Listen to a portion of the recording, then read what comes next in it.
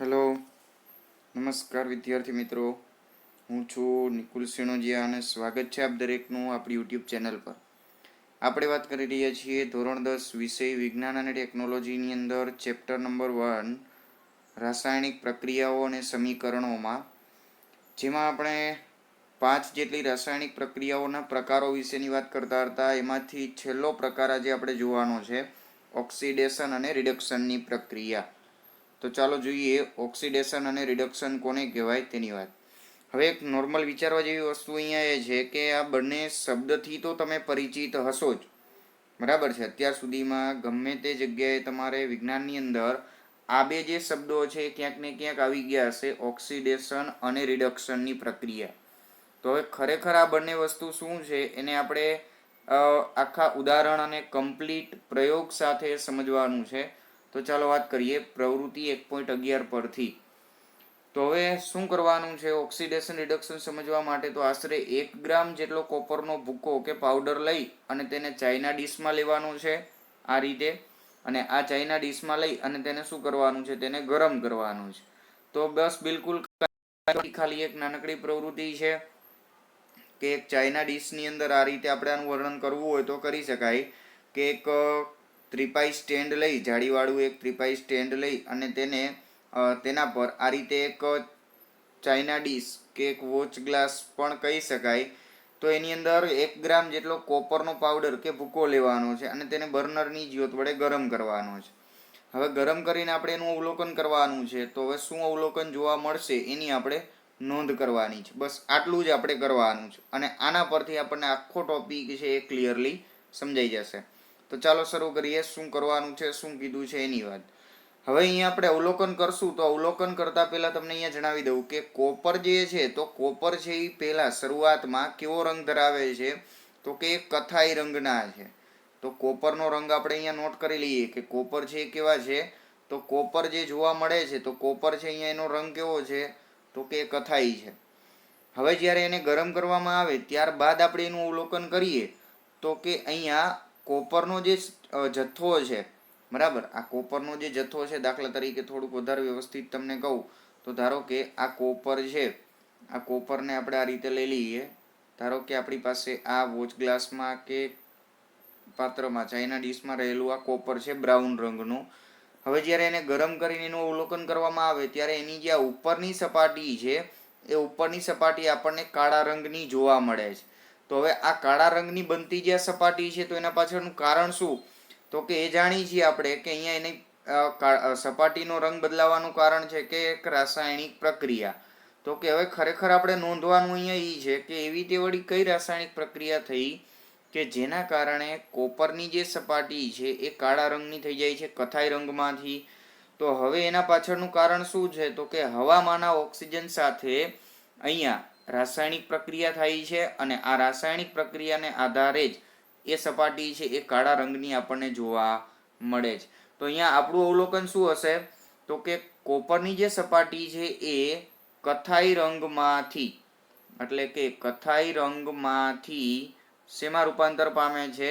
તો કે કથાઈમાંથી કાળા રંગમાં રૂપાંતર પામે છે. તો હવે એનો સીધો મતલબ શું થયો અહીંયા વિદ્યાર્થી મિત્રો?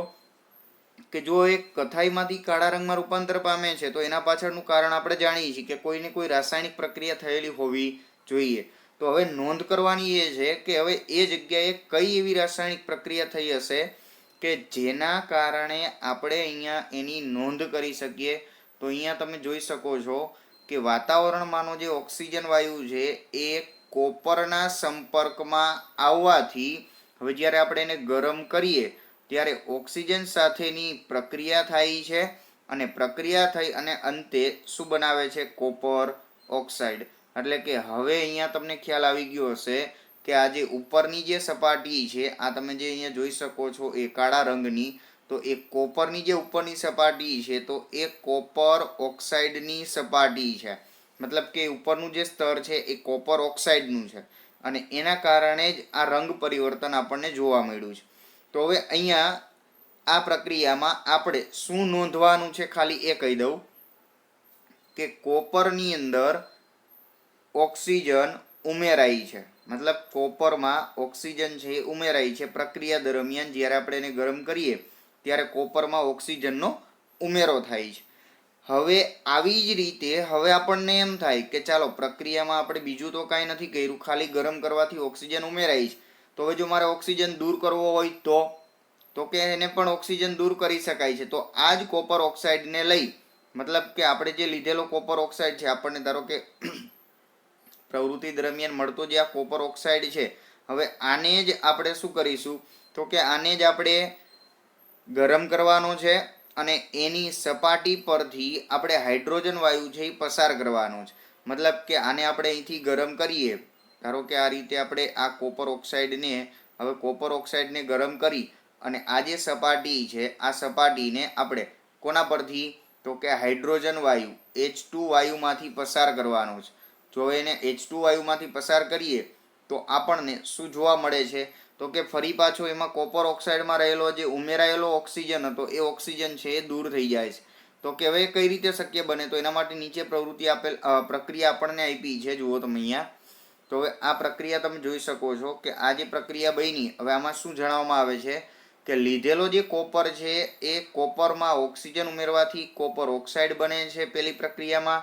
હવે એ જ કોપર ઓક્સાઇડને હાઇડ્રોજન વાયુની હાજરીમાં ગરમ કરવામાં આવે તો વળી પાછો એ ઓક્સિજન છે એ કોપર ઓક્સાઇડમાંથી છૂટો પડી અને હાઇડ્રોજન સાથે જોડાઈ જાય છે અને કોપર અહીંયા છૂટો પડે છે અને હાઇડ્રોજનમાં એ ઓક્સિજન છે ભળી જાય છે, એટલે કે H2O પાણીનો અણુ છે એ બનાવે છે. તો કે આ રીતે અહીંયા આપણને બે વસ્તુની નોંધ થઈ. એક પહેલું કે કોપરમાં ઓક્સિજન ઉમેરાય છે અને આવી જ રીતે કોપરમાંથી ઓક્સિજન દૂર પણ થાય છે. તો હવે આ બે વસ્તુ છે, બે બાબતો આપણે નોંધ કરવાની છે કે જે પ્રક્રિયા દરમિયાન કોઈ પણ પદાર્થની અંદર જો ઓક્સિજન છે એ ઉમેરાય તો એને ઓક્સિડેશન પ્રક્રિયા કહેવાય. અને જો ઓક્સિજન દૂર થતો હોય તો તેને રિડક્શન પ્રક્રિયા કહે છે. આપણી આખી પ્રક્રિયાનો મોટિવ આ એક જ હતો, એટલે ખાસ યાદ રાખજો. હવે ઓક્સિડેશન અને રિડક્શનની પ્રક્રિયા કોને કહેવાય તો કે અહીંયા જે પ્રક્રિયા દરમિયાન પદાર્થ ઓક્સિજન મેળવે તો તેનું ઓક્સિડેશન થયું તેમ કહેવાય, અને જો પ્રક્રિયા દરમિયાન ઓક્સિજન ગુમાવે તો તેનું શું થયું કહેવાય, રિડક્શન થયું કહેવાય. આટલી જે બાબત છે ને આપણે ખાસ અંડરલાઈન કરી અને નોટ કરી લેશું, કારણ કે આ આપણા માટે ખૂબ આઈએમપી માહિતી છે એટલા માટે. તો ચાલો, ઓક્સિડેશન અને રિડક્શન કોને કહેવાય એની તો આપણને ખબર પડી ગઈ, પરંતુ હજી એક બીજી વસ્તુ તમને અહીંયા કહી દઉં સાથે સાથે કે આટલી જ ખાલી ઓક્સિડેશન અને રિડક્શનની વ્યાખ્યા નથી, કારણ કે આની સાથે સાથે ઓક્સિડેશન અને રિડક્શન થયું એમ ક્યારે કહી છીએ કે જ્યારે કોઈ પણ પદાર્થમાં ઓક્સિજનનો ઉમેરો થાય તો એને ઓક્સિડેશન કહેવાય, અને જો ઓક્સિજન છે એ દૂર થાય તો તેને આપણે રિડક્શન ગણીએ છીએ. તો હવે આટલું જ નહીં, પણ સાથે સાથે આની સાથે જ આપણે એક બીજો શબ્દ પણ યાદ રાખવાનો છે, હાઇડ્રોજન. કારણ કે આપણે હાઇડ્રોજન વાયુનો ઉપયોગ પણ કર્યો તો એને પણ વ્યાખ્યામાં આપણે એડ કરીશું. તો હવે એને પણ એડ કરીએ તો શું કહી શકાય કે જે પ્રક્રિયામાં ઓક્સિજનનો ઉમેરો થાય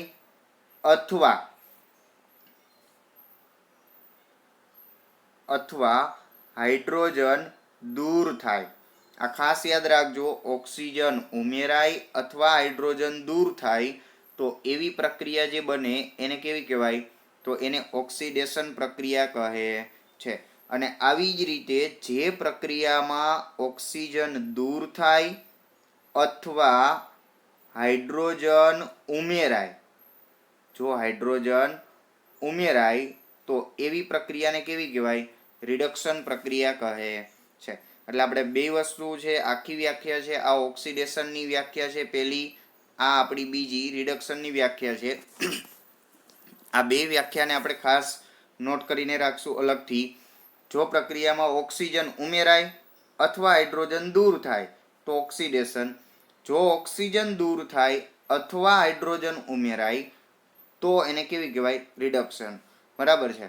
તો હવે જો આ જગ્યાએ હવે આપણને કદાચ પ્રશ્ન એવો પણ થાય કે ભાઈ આ ઘટના મતલબ કે ચાલો આ એક પેલી ઘટના વિચારીએ કે એવી કોઈ પ્રક્રિયા હોઈ શકે ખરી કે જેની અંદર આ બંને પદ્ધતિ છે, આ બે પોઈન્ટ લાગુ પડતા હોય, મતલબ કે એક જ એવી રાસાયણિક પ્રક્રિયા એવી હોઈ શકે ખરી કે જેની અંદર ઓક્સિડેશન પણ થાય અને રિડક્શન પણ થાય?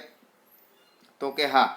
તો કે કઈ રીતે? તો આપણે અત્યારે જે પ્રક્રિયા જોઈ ગયા એની અંદર જ આપણે આ મુદ્દો છે એને અવલોકન કરીએ. તો અહીંયા તમે જુઓ, આટલી જે આપણે રાસાયણિક પ્રક્રિયા જોઈ, આ પ્રક્રિયાનું આખી પ્રક્રિયાનું આપણે અવલોકન કરો તો એમાં કોપર ઓક્સાઇડને આપણે શું કરીએ છીએ? હાઇડ્રોજન વાયુ સાથે ગરમ કરીએ, મતલબ કે એને ગરમ કરી હાઇડ્રોજન વાયુમાંથી પસાર કરવામાં આવે તો કે હાઇડ્રોજન છે ઓક્સિજન મેળવી અને શું કરે? પાણી બનાવે અને કોપર છૂટું પડે. હવે આટલી પ્રક્રિયાનું અવલોકન કરો તો કોનું ઓક્સિડેશન થયું અને કોનું રિડક્શન? તો આટલી પ્રક્રિયામાં વિચારો તો કોપર ઓક્સાઇડમાંથી શું બને છે પ્રક્રિયાને અંતે? કોપર. મતલબ કે એમાંથી ઓક્સિજન દૂર થાય છે. તો આપણે સ્વાભાવિક છે, મેં હમણાં જ કીધું એમ કે જો પદાર્થમાંથી ઓક્સિજન છે એ દૂર થાય તો એને શું કહેવાય? રિડક્શનની પ્રક્રિયા. અને જો ઓક્સિજન છે એ ઉમેરાય તો એને શું કહેવાય? ઓક્સિડેશનની પ્રક્રિયા કહે છે. એટલે આ રીતે જો આમાંથી ઓક્સિજન દૂર થયો એટલા માટે એને શું કહેશું?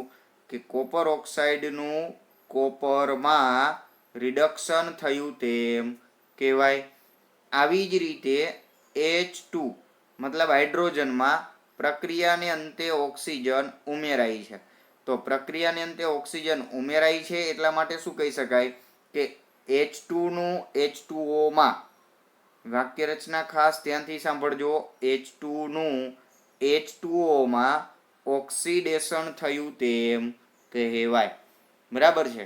એટલે આ બે વસ્તુ ખાસ આપણે નોટ કરવાની છે, ખાસ ધ્યાનથી સાંભળજો. અને આ એક જ એવી પ્રક્રિયા બની, એક જ એવી પ્રક્રિયા આપણી સામે છે કે જેની અંદર બે ઘટના, ઓક્સિડેશન અને રિડક્શનની બે ઘટના આપણી સામે છે. તો બનતી જે આવી પ્રક્રિયાઓ છે, તો આવી જે પ્રક્રિયા બને, આ પ્રક્રિયા કે જેમાં ઓક્સિડેશન અને રિડક્શનની બે પ્રક્રિયા બનતી હોય તેને કેવી કહેવાય? તો તેને રેડોક્સ પ્રક્રિયા કહે છે. તો તેને કેવી કહેવાય? રેડોક્સ પ્રક્રિયા. એવી રાસાયણિક પ્રક્રિયા કે જેની અંદર ઓક્સિડેશન અને રિડક્શન બંનેની ઘટના બનતી હોય તો તેને રેડોક્સ પ્રક્રિયા કહે છે. આપણે નોટ કરશું ખાસ. હવે ત્યાર પછી આગળ એના જેવા જ બે ઉદાહરણો આપેલા છે અને એની આપણે નોંધ કરવાની છે કે એમાં આપણે જણાવવાનું છે કે કઈ ઓક્સિડેશન છે, કઈ રિડક્શન છે, કે એમાં શું થાય છે એની વાત.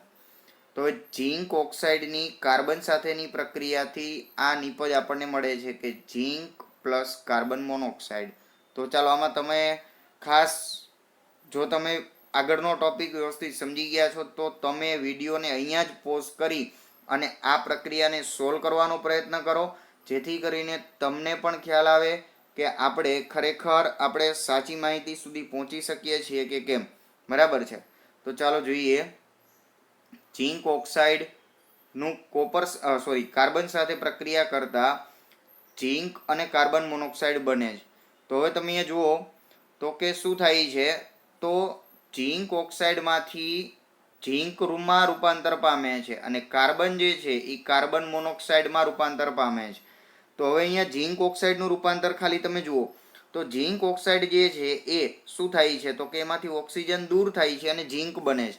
તો વિચારો અહીંયા કે ઝીંક ઓક્સાઇડનું ઝીંકમાં રૂપાંતર થયું એટલે ઓક્સિજન શું થયો કહેવાય? તો કે ઓક્સિજન અહીંયા દૂર થાય છે. તો ઓક્સિજન જો દૂર થતો હોય તો આને કેવી કહેવાય? રિડક્શન પ્રક્રિયા. તો કે ઝીંક ઓક્સાઇડનું ઝીંકમાં રિડક્શન થયું તેમ કહેવાય. આ વાક્ય રચના ખાસ યાદ રાખજો, મેં જે હમણાં કીધું એ મુજબ, કે કારણ કે આ જે વાક્ય રચના છે, આ વાક્ય રચનાને આધારે ઘણા બધા MCQ બને છે અને ઘણા બધા પ્રશ્નો છે એ પૂછાતા હોય છે.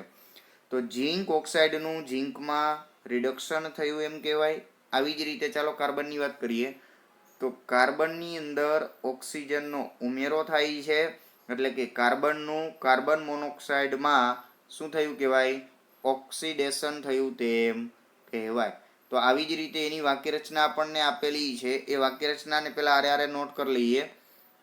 જોજો ખાસ અહીંયા કે પેલી જે પ્રક્રિયા આપણને આપી એમાં કે કાર્બનનું કાર્બન મોનોક્સાઇડમાં ઓક્સિડેશન થયું એમ કહેવાય અને સાથે પ્રક્રિયાને પણ જોતા જઈએ. કાર્બનનું કાર્બન મોનોક્સાઇડમાં ઓક્સિડેશન થયું. જો અહીંયા આ કાર્બન મોનોક્સાઇડમાં શું થયું કહેવાય? ઓક્સિડેશન. અને ઝીંક ઓક્સાઇડનું ઝીંકમાં રિડક્શન થયું તેમ કહેવાય. એટલે કે અહીંયા આવી રીતે ઝીંકમાંથી ઓક્સિજન દૂર થાય છે એટલે એનું રિડક્શન કહેવાય. બરાબર છે. તો આવી રીતે ખાસ યાદ રાખજો, કોનું કોનામાં રિડક્શન કે કોનું કોનામાં ઓક્સિડેશન થાય છે, આને આધારિત પ્રશ્નો પૂછાય છે. પછી આવી જ રીતે નીચે બીજી પ્રક્રિયા આપણને આપેલી છે કે મેંગેનીઝ ડાયોક્સાઇડની હાઇડ્રોક્લોરિક એસિડ સાથેની પ્રક્રિયાથી મેંગેનીઝ ક્લોરાઇડ, પાણી અને ક્લોરીન વાયુ બને છે. તો કે હવે આની અંદર કોનું કોનામાં ઓક્સિડેશન અને રિડક્શન થયું કહેવાય? તો કે જો અહીંયા મેં હમણાં હાઇડ્રોજન અને ઓક્સિજનની બેયની વાત કરી હતી કે હાઇડ્રોજન ઉમેરાય, ઓક્સિજન દૂર થાય વગેરે વગેરે. તો એ મુજબ આપણે આ પ્રક્રિયા છે એને સોલ્વ કરવાની છે. તો કે વિચારો કે HCl નું Cl2 માં, મતલબ કે હવે અહીંયા HCl જે આપણને આપેલો છે, હવે HCl માંથી શું બનશે?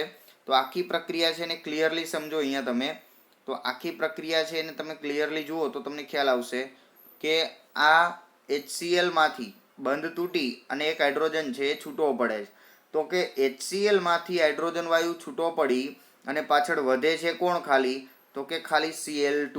તો કે હવે ખાલી જો Cl2 વધતો હોય તો કે એમાંથી શું થયું? હાઇડ્રોજન દૂર થાય છે. હવે જો અહીંયા આપણે શું કીધું હતું કે ઓક્સિજનનો ઉમેરો થાય અથવા હાઇડ્રોજન છે એ દૂર થાય. સમજો ખાસ, પ્લસ માઇનસની નિશાની કરું છું અહીંયા કે ઓક્સિજનનો ઉમેરો થાય અથવા હાઇડ્રોજન દૂર થાય તો આને ઓક્સિડેશન કહેવાય. હવે બીજી રિડક્શનની પ્રક્રિયા શું હતી કે ઓક્સિજન છે એ દૂર થાય અથવા હાઇડ્રોજન છે એ ઉમેરાય. તો હવે આમાં શું થયું છે? તો કે આમાં HCl માંથી Cl2 માં રૂપાંતર થયું. મતલબ કે હાઇડ્રોજન ઉમેરાણો કે દૂર થયો? તો કે આમાં હાઇડ્રોજન દૂર થાય છે. તો હાઇડ્રોજન દૂર થયો એટલે એને કેવી કહેવાય? તો કે એને આપણે કેવી કહેશું? ઓક્સિડેશન પ્રક્રિયા કહેશું. આવી જ રીતે હવે અહીંયા શું થશે? તો કે હવે આમાં વિચારો કે મેંગેનીઝ ડાયોક્સાઇડ, હવે મેંગેનીઝ ડાયોક્સાઇડ માંથી શું થયું? ઓક્સિજન દૂર થાય છે. જો ઓક્સિજન દૂર થઈ અને શું બને છે? તો કે ઓક્સિજન દૂર થઈ ગયો અને મેંગેનીઝ ક્લોરાઇડ બન્યું. તો કે ઓક્સિજન દૂર થઈ અને મેંગેનીઝ ક્લોરાઇડ બને છે. તો કે શું કહેવાય? ઓક્સિજન દૂર થયો એટલા માટે એને કેવી કહેવાય? તો એને રિડક્શન પ્રક્રિયા કહે છે. એટલે કે આ રીતે ખાસ નોટ કરજો. ખાસ નાની નાની બાબતો છે એને ધ્યાનમાં લેવાની છે. હવે આપણને આપેલી જે માહિતી છે એને જોઈ લઈએ. ચાલો, હવે અહીંયા આપણને આપેલું છે, જુઓ તમે અહીંયા કે ઝીંક ઓક્સાઇડનું ઝીંકમાં બીજી પ્રક્રિયામાં HCl નું Cl2 માં ઓક્સિડેશન થયું કહેવાય. કારણ કે એમાંથી હાઇડ્રોજન દૂર થાય છે. HCl માંથી હાઇડ્રોજન દૂર થઈ અને Cl2 બને છે. તો હાઇડ્રોજન દૂર થયો એટલા માટે હાઇડ્રોજનના દૂર થવાથી એને પ્રક્રિયાને કેવી કહેવાય?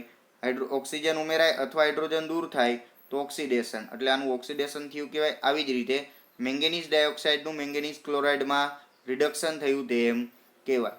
તો આ રીતે મેંગેનીઝ ડાયોક્સાઇડમાંથી ઓક્સિજન દૂર થાય છે અને Cl2 જોડાય છે. મતલબ મેંગેનીઝ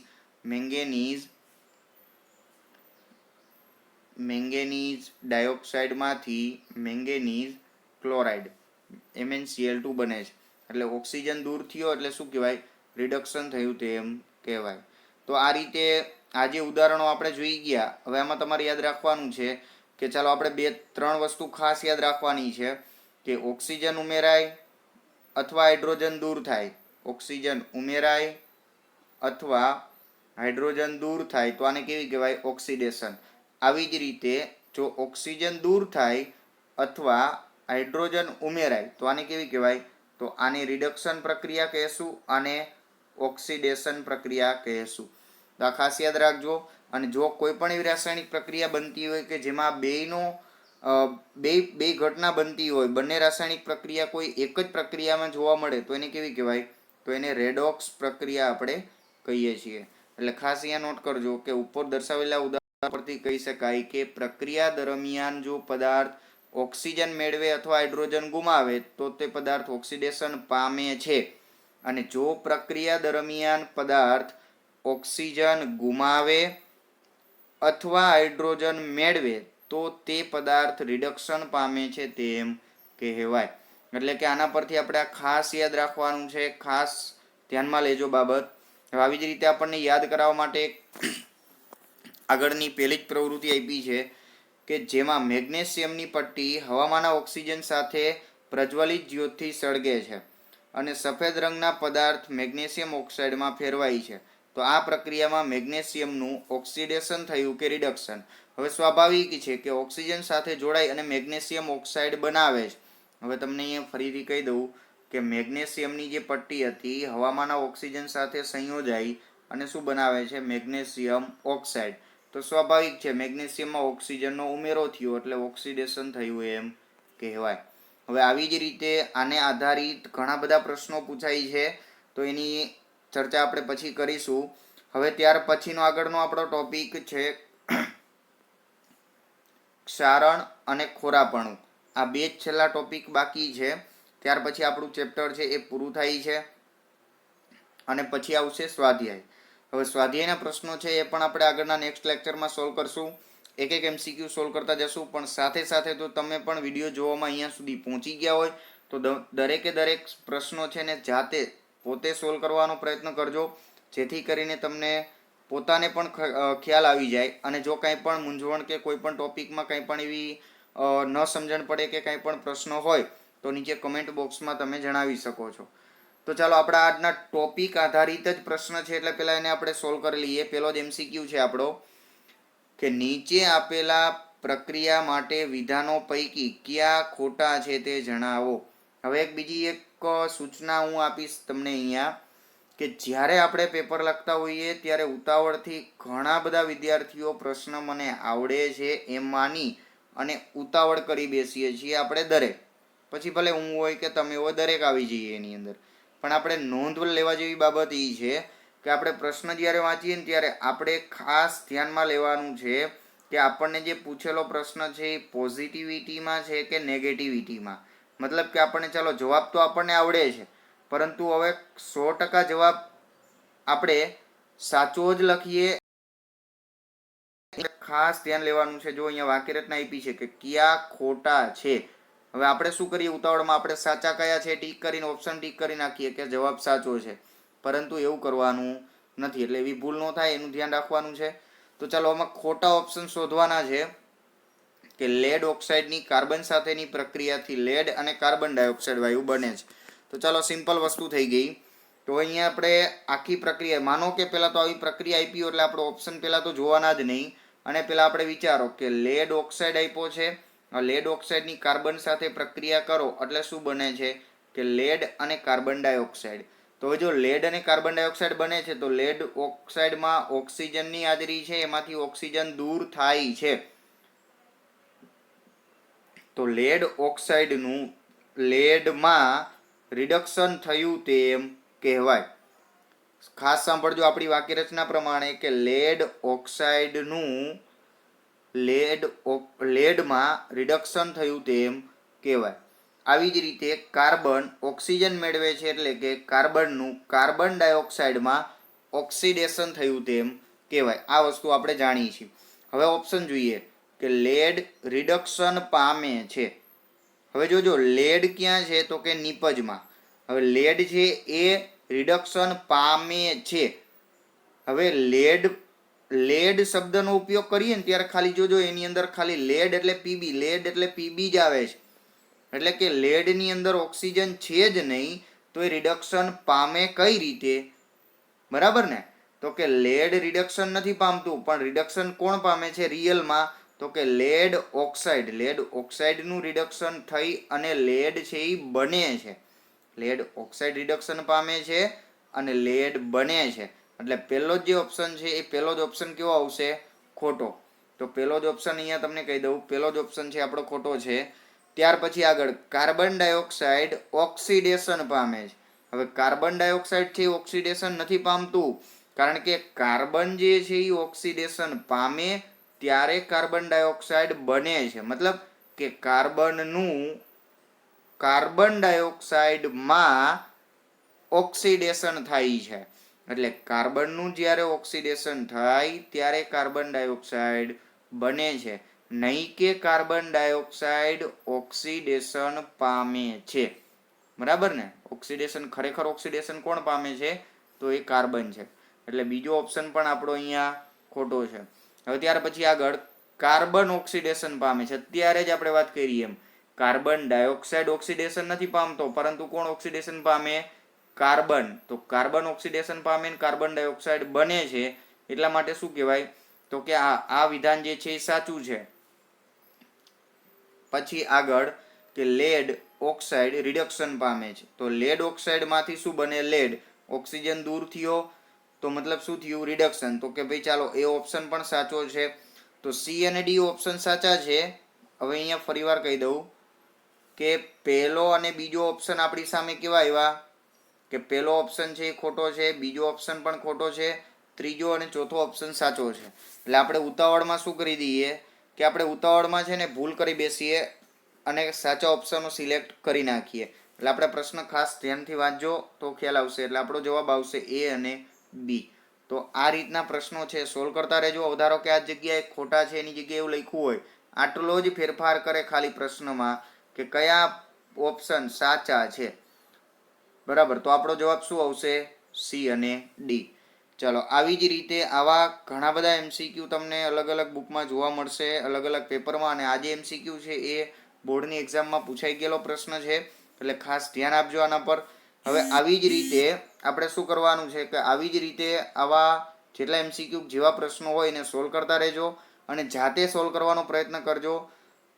અને જો કંઈ પણ પ્રશ્ન હોય કે કંઈ પણ ક્વેરી હોય તો તમે નીચે કમેન્ટ બોક્સમાં જણાવી શકો છો. આપણે એના પર વિડીયો બનાવવાનું કે અથવા તો એને સોલ્વ કરવાનો પ્રયત્ન છે મેક્સિમમ પણ કરીશું. ચાલો, ત્યાં સુધી હવે આજના વિડીયોમાં બસ આટલું જ. હવે આગળના વિડીયોમાં મેં આગળ તમને કીધું એ મુજબ કે આપણે હવે છેલ્લો ટોપિક બાકી છે ક્ષારણ અને ખોરાપણું, એની ચર્ચા કરીશું અને ત્યાર પછી આપણે આગળના સ્વાધ્યાયના પ્રશ્નો છે સોલ્વ કરીશું. ઓકે, જો તમને વિડીયો પસંદ આવે તો લાઈક કરો, શેર કરો, કોમેન્ટ કરો અને કાંઈ પણ પ્રશ્ન હોય ધોરણ 9, 10, 11, 12 ના ફિઝિક્સમાં કે વિજ્ઞાનની અંદર તો તમે પ્રશ્ન છે એને કોમેન્ટ બોક્સમાં જણાવી શકો છો. એનું સોલ્યુશન લાવવાનો આપણે પ્રયત્ન કરીશું. અને જો તમે ચેનલ પર નવા હો તો ચેનલને સબસ્ક્રાઈબ કરો અને બેલ આઇકન ઓન કરવાનું ભૂલશો નહીં, જેથી કરીને નવા વિડીયોની નોટિફિકેશન સૌથી પહેલાં તમને મળે. Okay, thank you.